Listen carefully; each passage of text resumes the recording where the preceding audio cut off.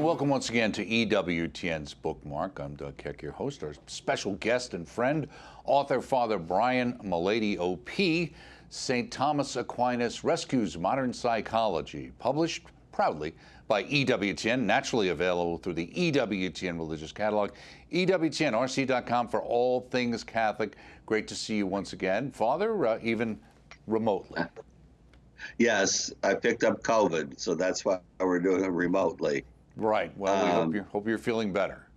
Well, I am, but if I dissolve in coughing, you'll know why. Okay.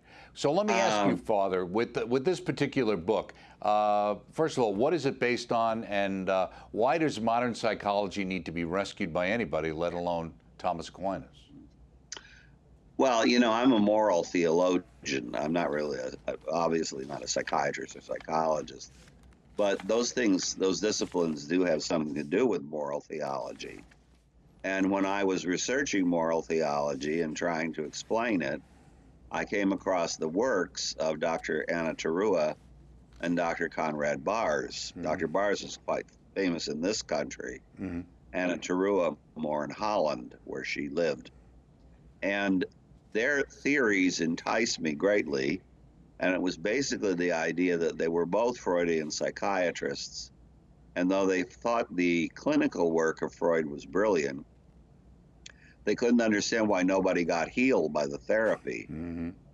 And so in thinking about it, Dr. Torua was encouraged to write a thesis in Holland by a Redemptorist at the time, and this is around 1959, where she compared Freud's ideas to Thomas Aquinas's concerning the soul. Mm-hmm. Their issue was the soul is not correct in Freud, because obviously Freud left out the intellectual part of the soul, and in fact a cornerstone almost of modern psychology is that it's reason that is the enemy of the emotions, and that kind of creates a real difficulty in the soul.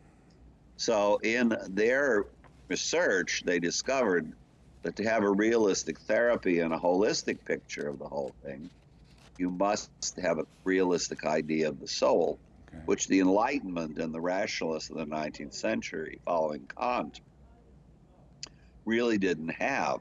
Right. So they tried to seat the intellect again in it and reason in emotional health.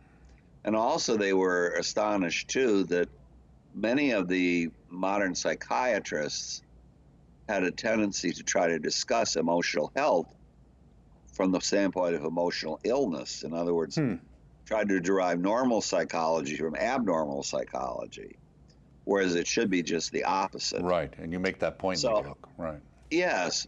So in researching this,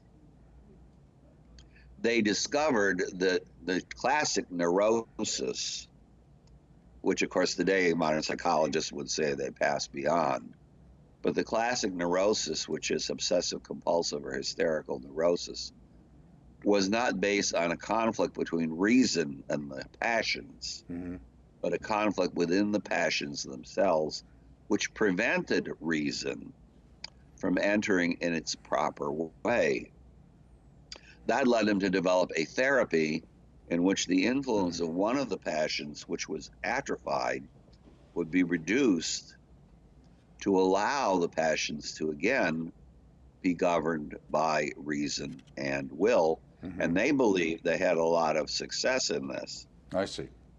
In the midst of this, they also discovered that contemporary West didn't suffer from the classic neurosis, that its emotional illness, if you wanted to put it that way, wasn't a conflict in the emotions so much as a lack of development of the emotions.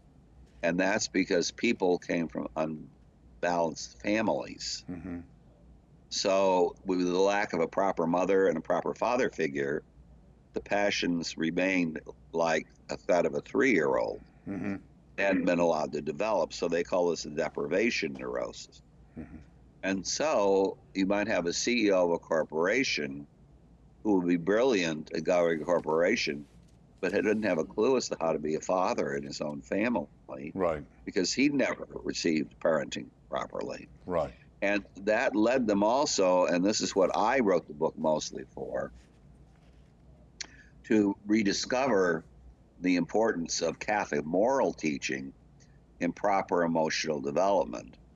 For example, Dr. Tarua was on the Minority Commission for Contraception in 1968. Oh, okay.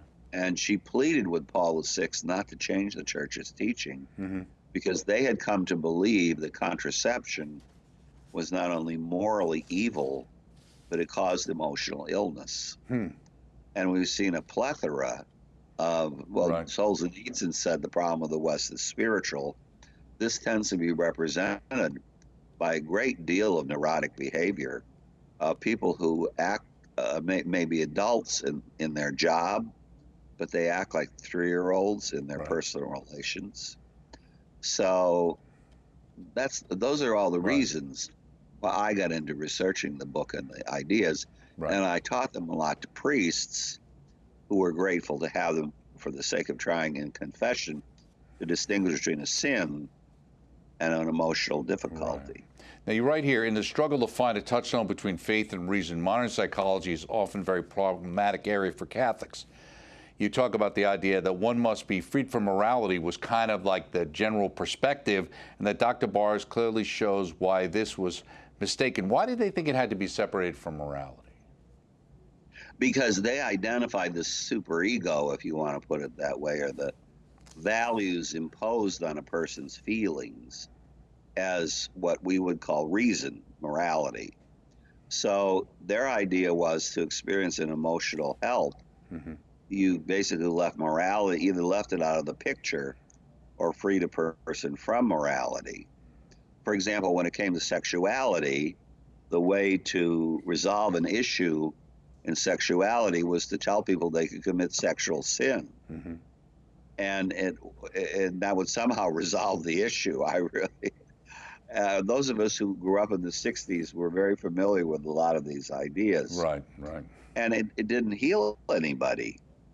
So the premise of Dr. Baars is that you free them from a mistaken idea of morality for morality in a proper sense. And that helps you to experience emotional integration, where there are two appetites, according to St. Thomas, in the Passions. He takes us from Aristotle, one of which enjoys the good as such, the other of which has to do with you usefully attaining it. So in traditional psychology, you would love something, then if something threatens you getting it or was difficult to get, then the passions of usefulness entered, and then they would end again in the passions of love, like joy, for instance. But in modern psychology, it's the passions of usefulness that come in first, and that's how you judge something as good or evil, whether it's useful to me or not. Right. So the good of a child, you wouldn't say there was any objective good to a child. You'd ask, how does it fit into my life? And when they say things like no child but a wanted child, what they mean is no child but one that fits into my life, and that kind of child I should have, and other children I should just reject because it might possibly interrupt my life.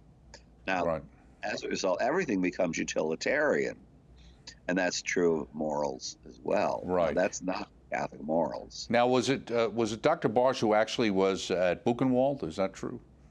Yes, he held Allied flyers, escaped during World War II, and the Nazis discovered him. He was a student at the time, and they put him in Buchenwald for 3 years. He survived it.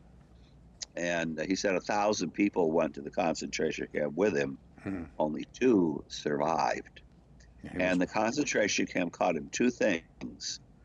First of all, that the anger at his captors was so great that it kept his adrenaline alive so he didn't die. But it was an anger he could never express openly. So he has a marvelous piece on anger where he distinguishes between the feeling, which is proper and normal, and its expression, which isn't necessarily. And the other is that he, as he says himself, Buchenwald is a privilege, even though it was a hard, bitter experience. Right. Because he learned there he could not live without God. But Right. life without God had no meaning. Right. You talk about that. You basically have to acquire a supernatural point of view, basically about everything you're dealing with in life. He goes on to say, I believe it was him or the priest, but when life was sweet and carefree, I had valued money, for example, because I thought it would buy me happiness. It could not, because I thought it could buy me happiness. But however, it could not buy me freedom. Right, that was him. The Right. priest is the one that said, when you speak of the privilege of having come out of Right. Buchenwald alive, you should be considered a greater privilege to be sent there. And this, without the first, was a greater privilege. And this sounds insane, really. Right. But if you acquire a supernatural point of view, you realize that in the concentration camp, you're left with the most important values. And that for him would be God. And he says Buchenwald was a hard and bitter experience, but it was an advantage to those who knew how to profit from it. And he also says in there that why does God permit wars and concentration camps? Right. He said the answer is simple, because he loves us, and because he wants to bring back to his fold those who otherwise in a life of pleasure and lusts would have been lost. Now, you say the overarching theme of this book is that self-restraining love, which is the cornerstone of both Aristotelian and Thomistic morals, is the key to a recovery of all human healings of the spirit. Now, self-restraining, that doesn't really play too well in our modern society. No, it doesn't, but that's why our modern society is in such big trouble. I mean, we're basically willing the family out of existence. And now the Roe versus Wade is down. People don't want to have children. They hate children, a lot of people. Oh, they'll pay lip service to the fact that politically they want to support children, but they don't like children, and they don't know how to be parents. So that's the family, which is the cornerstone of all morals, is in deep, serious trouble. And I seriously doubt there's anyone on any side of the political spectrum who really question that today. Also, another thing that's been greatly undervalued is fatherhood. And this is extremely important to the proper development of emotions in family. And that's practically non-existent. The restraint in sexuality is practically non-existent. And yet it's from that that you learn the depth of love, and also responsible love. John Paul II wrote a lot about responsible parenthood. And responsible parenthood is what is one of the cornerstones of the whole development, that it ends in both the state and the church in a family, because the family is the primary unit of all society. Right. And that's the one that's mostly under attack today, isn't it? Exactly. Right. Yeah, right. Now, you say in the section on normal psychology, you talked about abnormal, normal psychology. You said the essence of a healthy upbringing is an attitude on the part of educators that is in fundamental agreement with that of God. How do you know it's in agreement? Because God loves things disinterestedly. He isn't a utilitarian. He creates out of his goodness.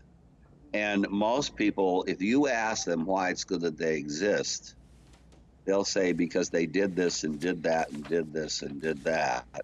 They accomplished stuff. Oh, the reason it's good that we exist is because we're willed at the hands of a loving creator. And the reason we're willed at those hands is to enjoy his goodness. And when I was a boy, remember when the catechism, the second question was, why did God make me? And the answer was, God made me to show forth his goodness and to make me happy with him in heaven, which is the reason we have children, because we want to share our goodness. People call me on the open line and say, is it worth it to have a child today? Right. And I said, well, of course, they can go to heaven. I mean, what would you want other than that, you know? And they have no concept of that. I mean, because all they judge things by is materialism. And there's nothing wrong with materialism up to a point, but it has to be put in its proper place. And the problem with modern psychology is it tends to put the cart before the horse. That's one of them. Yeah, you kind of talk about spirituality on its own versus material on its own when it really needs to be together. Right. right, put together. Now, you also say, following up on that idea about the restraining love, you got a point that this is the way it should be. However, our experience of human nature is quite different. If we're honest with ourselves, we recognize that we were all born in this world with a fantastic, powerful desire to take, grasp, to get from one another, and try to fulfill our desires. That's because of original sin. Right. It's not the way we were created. Right. And that's seen in business. Corporations, I'm coming to realize, are really nasty places today. Mm-hmm. And you wonder how they get anything done because they're so busy trying to put the other out that they forget what they're here for, which is to provide a good or a service for people. Right. And even to the point where you have contractors that cheat on buildings that people are going to live in that will fall down and kill them. Right. I mean, before this has always been around, Right. but it's somehow justified today by studies and things like that. And then there's that book that I was dealing with when I taught Catholic high school in the late 70s. Which you talk about in the book too. You talk about some of your experiences. Yeah, guidelines to human sexuality that even justified bestiality. And these were on the part of Catholic priests who were moralists who wrote this book. It's incredible. Once you breach the dike of contraception, right, and decided that sexuality had nothing to do with marriage, and children had nothing to do with sexuality and marriage, what's left? I mean, no wonder people have transsexual stuff and everything. Right, yeah, everything's fluid. Two concepts you talk about here we don't hear a lot of. One was original sin, which you just ventured out there, which we don't hear a lot of. The other one is sanctifying grace. I haven't heard that since high school. Yeah, well, of course, I wrote the book on it for EWTN recently. Yeah, grace builds on nature and perfects it. Now, it's possible to live a life of deep grace and still have psychological issues, but it's much easier not to have psychological issues.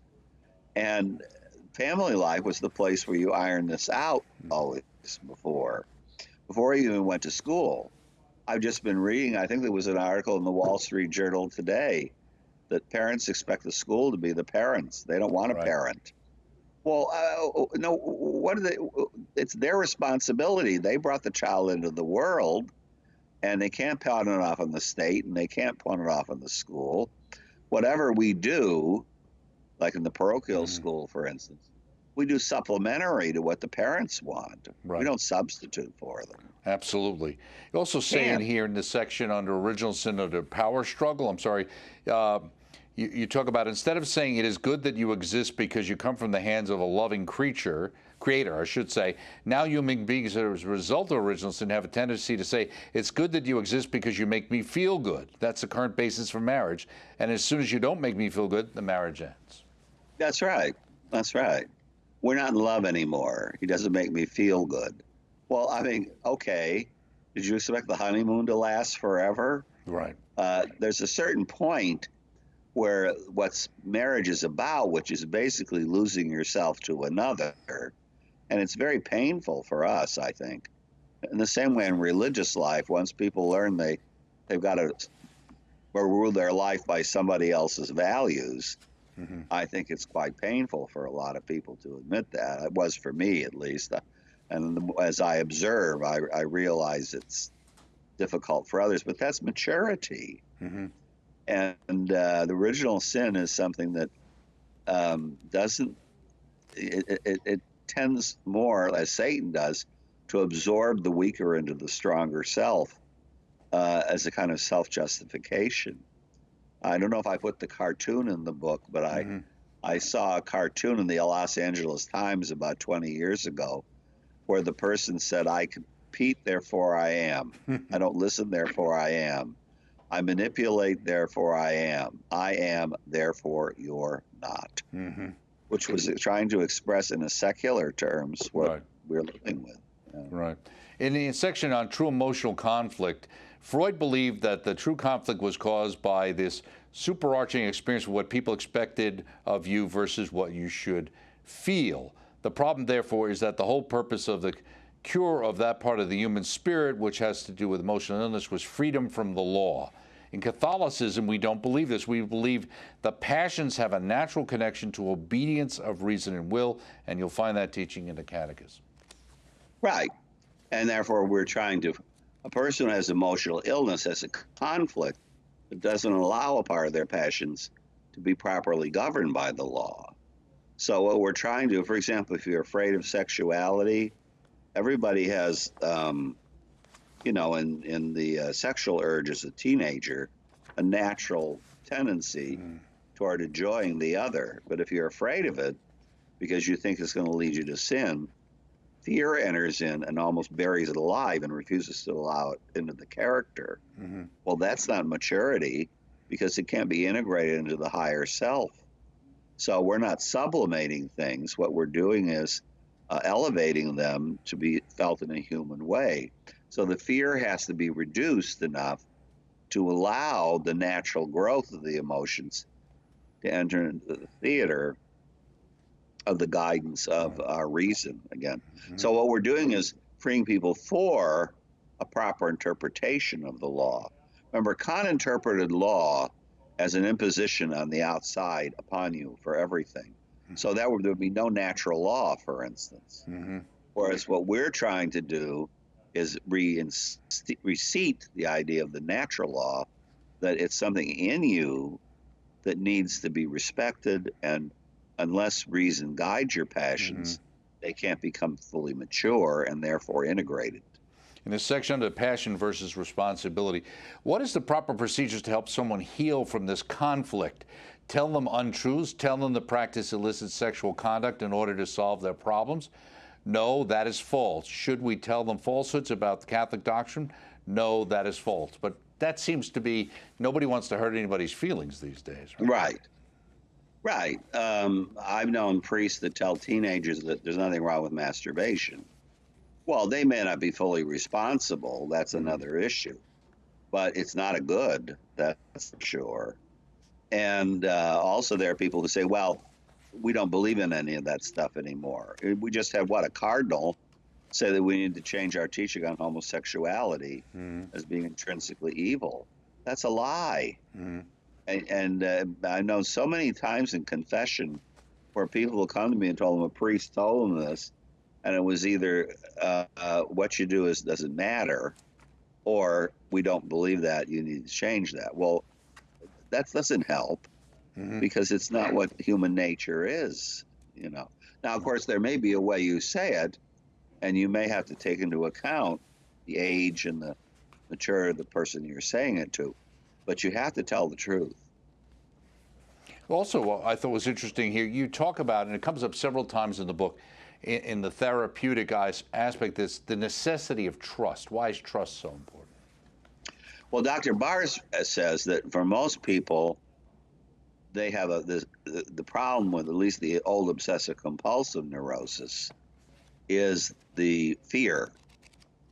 And if they don't trust you, the fear continues. And what you're trying to do is get the fear to slowly lessen so that the good can come in. Now, that involves both an emotional trust that you care and also an intellectual trust that you're telling them the truth.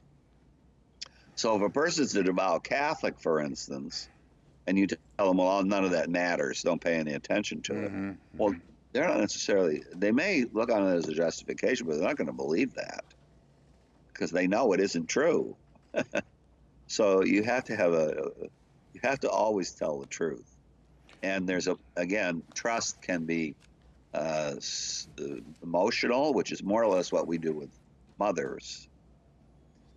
And then the trust is intellectual with fathers. Right. Therefore, both are necessary. And what my experience was that because women have children, they have a natural tendency to, affirm the child in prepubescent years. But many fathers become disgusted with their sons because they don't like the way they act when they're 9th or 10th grade. And they just leave them. And that's not the right attitude. So they're spiritually absent. Right. You don't believe in the Rousseau's approach that, we need to learn. Let's listen to the children. We hear that many times. Yeah, I know. Well, you remember Rousseau also thought that the thinking man was a depraved animal. So He also yeah, thought he was going to wrote a book heaven on at the end of his education. life, too. But Yeah. He wrote a book on education, which is very influential. I'm astonished sometimes that these people get away with this kind of stuff. But right. And let me ask you, what does it mean to surrender of self? What does it mean to do that? surrendering self basically means that you realize that your ego can only be fulfilled by giving yourself. And all this is very much connected to John Paul II's personalism. A person only finds themselves by a sincere gift of themselves to another, Right. and not by taking from another against their will. A lot of this business we have with the pre-sexual issues has to do with trying to take the gift of self from some person who's too immature to resist. I see. Right. Okay. Yeah. Let me ask you, as we're just out of time, any other books in the works, or are you taking it easy? I'm taking it easy at the moment. Okay, good. Well, you never know, but you're still on open line, and we're always happy to Yes. see you here on EWTN, Father. So we want Very you to happy get well. be on. Thank you Yes, so much, okay. Father Brian Mullady, OP, St. Thomas Aquinas Rescues Modern Psychology. We certainly hope so. Published by EWTN Publishing, available through our EWTN Religious Catalog, EWTNRC.com, all things Catholic. Check it out from there, and check out all the things we have on EWTN. We'll see you next time. I'm Doug Keck. This has been Bookmark.